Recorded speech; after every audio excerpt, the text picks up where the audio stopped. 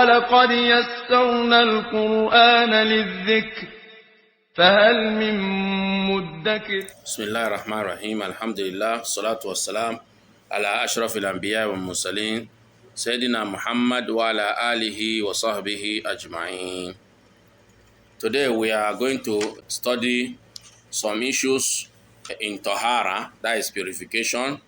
Last week we studied issues on Tahara, which was number 1. Today, lesson number 2 of Tahara is some issues on Tahara, and we are going to read about 4 hadiths under this topic. The first one is hadith of Aisha radiallahu ta'ala anha. قالت في المني. Aisha said about mani. Mani is sperm. That is the water that comes out from the body of a man or a woman. So she said, Kuntu afrukuhu min thobi Rasulullah sallallahu alayhi wasallam farkan fayusalli fi. That when she sees this mani on the thobe, on the cloth of the Prophet sallallahu dried, she will use her hands, her nails to scratch it. Then the Prophet sallallahu will pray in it. That means she was not washing the cloth because of the mani that was there. She will just use her hand to scratch it and she will pray in it. That is telling us that mani is tahir.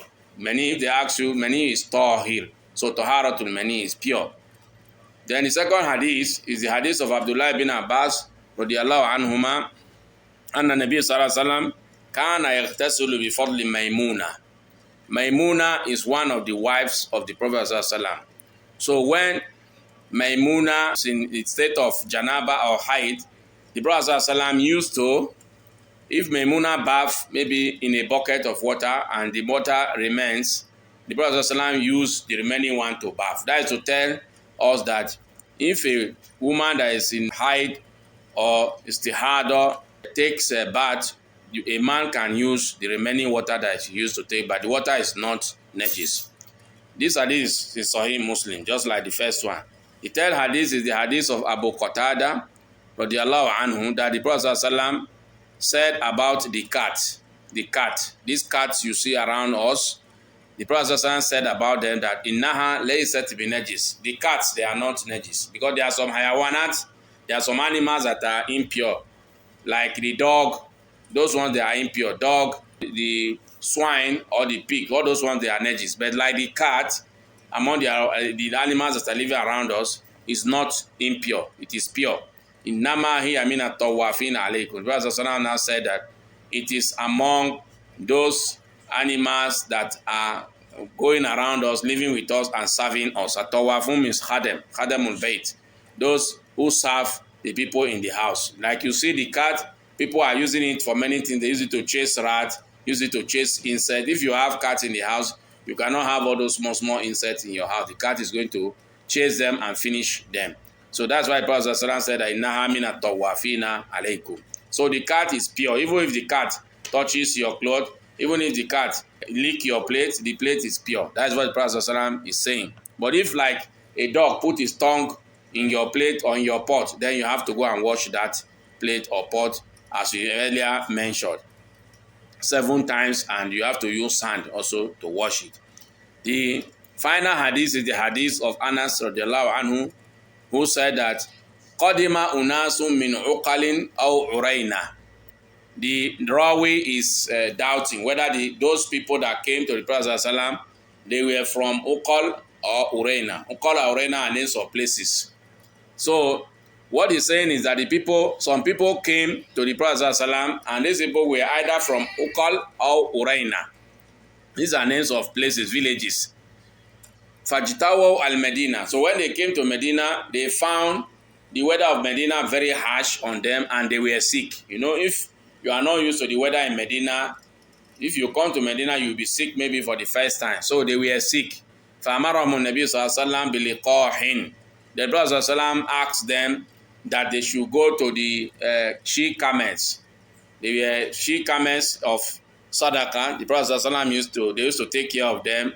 So he asked them to go to this liqah, these she camels, and drink from their urine. Drink their urine and drink their laban.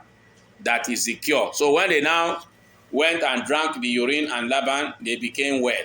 This was a medicine Prophet ﷺ gave them. Prophet ﷺ here was acting like a doctor. he knows that if they drink the urine and the laban of that camel, those camel, they are going to be well. So they went and they drank the laban and the urine of the camel. That's why the laban and urine of camel can be used as cure for some sickness. So after they have finished drinking this laban, they became well.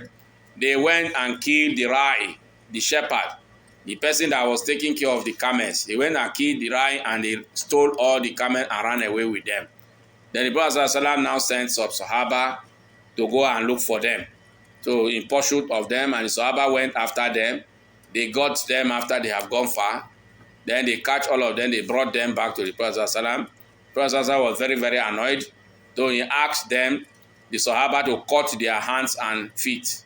So they cut all their hands. They cut their hands with knife. Cut all their hands. Remove all their hands.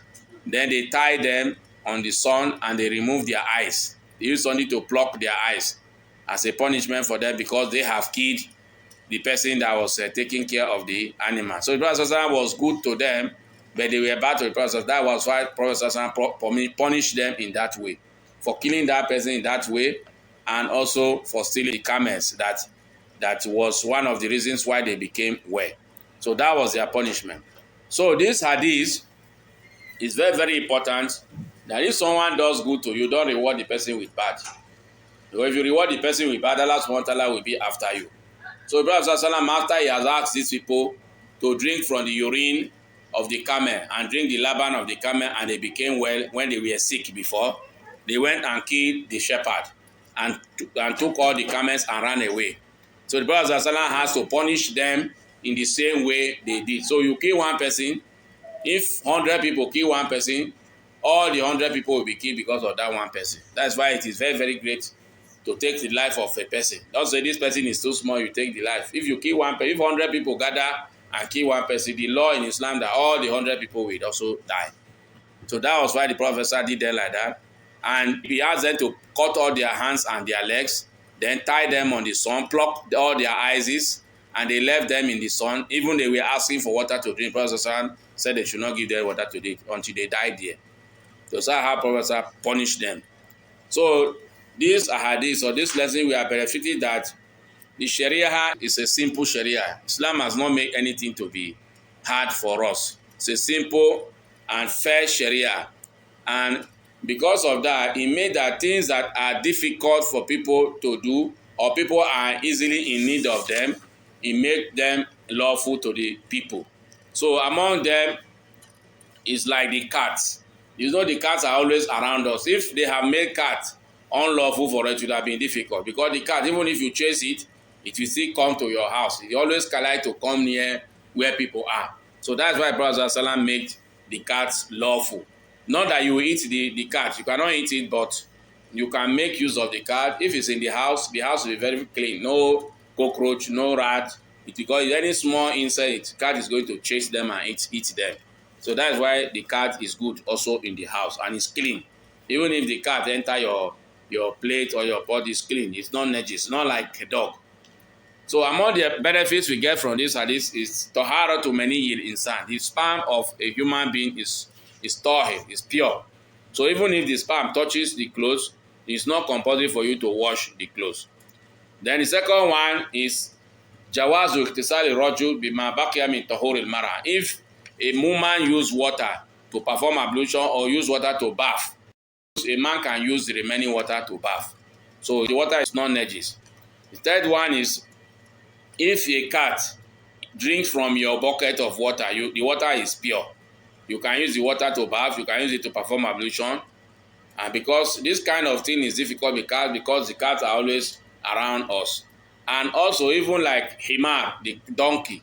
If you have a donkey or you have goats, all those animals that are lawful, if they drink from your water, the water is pure. The water is not najis just because a goat drink from you can use the water to perform ablution. When the water becomes impure is when you see like an animal that is forbidden, like pig or dog, comes to drink from your water, then that water is impure. Then the last one is that the urine and the shit and the saliva of any animal that you can eat the meat is also pure. So the urine of goat is pure. The saliva of goat is pure. and the shit of goat is pure. The excreta of goat is pure. Because goat, it is lawful for you to eat the meat. So if the meat is not lawful, that means the urine also and any other thing from the animal will also not be lawful. وآخر دعوانا أن الحمد لله رب العالمين وصلى الله وسلم على نبينا محمد وعلى آله وصحبه أجمعين.